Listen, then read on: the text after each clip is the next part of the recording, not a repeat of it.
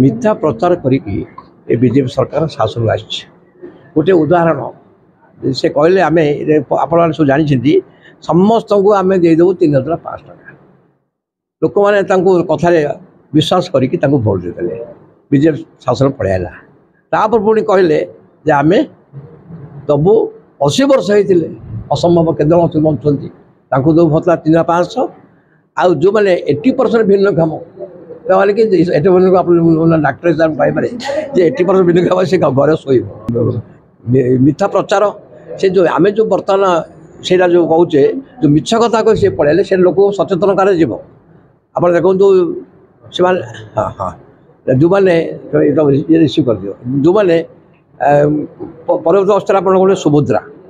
योजना से योजना आप देखिए से कहते आम 2 वर्ष दबू 50,000 देला बेले प्रति वर्ष 5,000 तो ये जो मिछ कथा कही आसी लोक मैंने मानने अनुभव कले आमर किसी ना ओडिशा केवल विकृत हो पार ना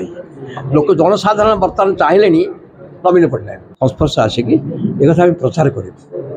प्रसार करूँ पुणी आम आशा करुचु लोक मैंने जो बर्तमान जानीदे ओडिशा मध्य आईन सीमा प्रति अति शोचनीय महिला प्रति दुष्कर्म बहुत है जहाँकि आप देखो जदि शांति वातावरण नाले जो पुंजी आनी से कौन कंपानी ये करेंगे जिंदल कंपानी से तार पुंजी मानव पूर्वतन मुख्यमंत्री नवीन पट्टनायक आनी डाकिकी केन्दुझर से बर्तमान पड़ा बसला आप देखुना मैंने आसु आसु गोटे वर्ष भर 40,000 कोटी टका ऋण करदे 100 दिन में सफलता यहाँ ता सहित नवीन पट्टनायक मोटे 55,000 कोटी करदे 24 वर्ष भितर तो से लोक मैंने जाने मिथ्या प्रचार आसिले विषता कहले धरा पड़गले तो लोक मैंने पूर्ण नवीन पट्टनायक चाहिए आप देखिए नवीन पट्टनायक बर्तमान अति चंचल चलचंचल होती संघ भवन में दिन को 2टा जिला से रिव्यू कर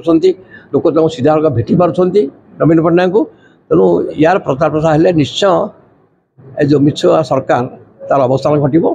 पुणी नवीन पट्टनायक षष्ठ थर पे ओडिशा समस्त आम एकजुट अच्छे आम बर्तमान समस्त नवीन पट्टनायक शासन में बर्तमान विरोधी भाव आम समस्त एकाठी अच्छे एकाठी आम काम कर विभिन्नता किसी ना पुणी आम नवीन पट्टनायक आणिकी ओडिशा लोक मुहर आम हस फुटाइबा यहाँ हूँ आम प्रथम कर्तव्य ए वर्ष आम जो सरकार राज्य शासन कर अहितकर कार्यक्रम बा लोक विमुख कार्यक्रम को प्रचार करने को ए वर्ष आम माने कार्य करूँ।